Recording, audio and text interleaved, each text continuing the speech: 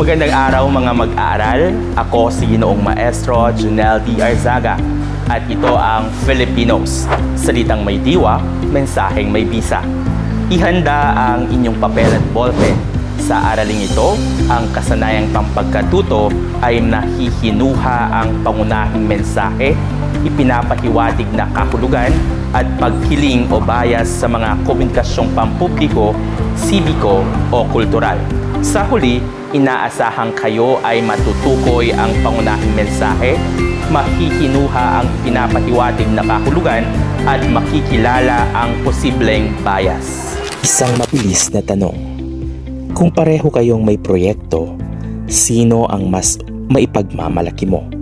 Ang kinopya lang mula sa internet o ang sariling gawa na may tamang pagkilala? Sino ang mas may integridad? Sino ang mas tunay na maaasahan? Tara, pag-usapan natin kung paano maging tapat, responsable at ethical na manunulat. May pananaliksik ka ba? Report, presentasyon. Gusto mo bang siguraduhing malinis, tapat at kapanipaniwala ang iyong output?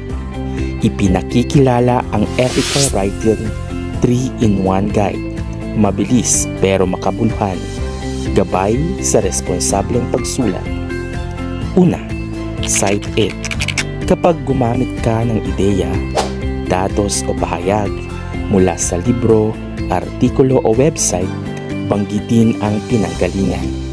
Declare it. Gumamit ng AI sa pagbuo ng ideya, outline o draft. Sabihin ito ng malinaw. Own it. Basahin, unawain at isulat sa sarili mong salita. Iwasan ang copy-paste dahil ang tunay na kaalaman ay hindi kinokopya. Ito ay binubuo.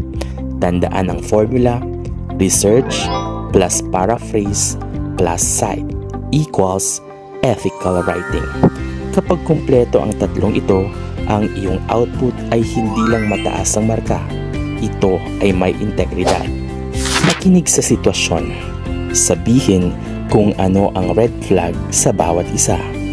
Una, gumamit ng larawan mula Google nang walang credit. Pangalawa, pinagawa sa AI ang buong essay at ipinasa agad. Pangatlo, gumamit ng ideya sa libro, sinulat sa sariling salita, may citation.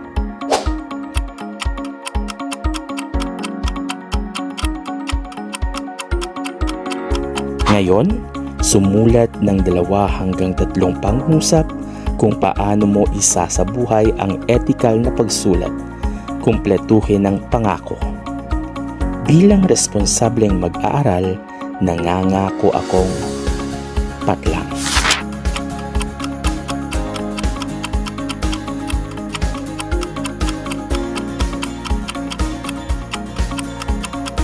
Ngayon, ikaw ay magnilay.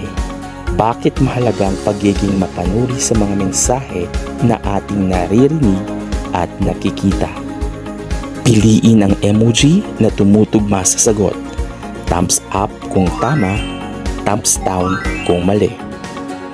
Ang paglagay ng citation ay paggalang sa may akda. Okay lang hindi ideklara ang paggamit ng AI.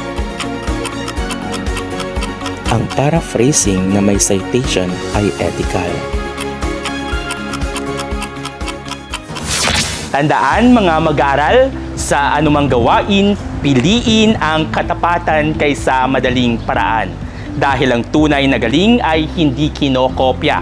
Ito ay pinaghihirapan. Muli, ako si Ginoong Maestro Junel D. Arzaga dito sa Filipinos. Salitang may diwa, mensaheng may bisa. Maraming salamat.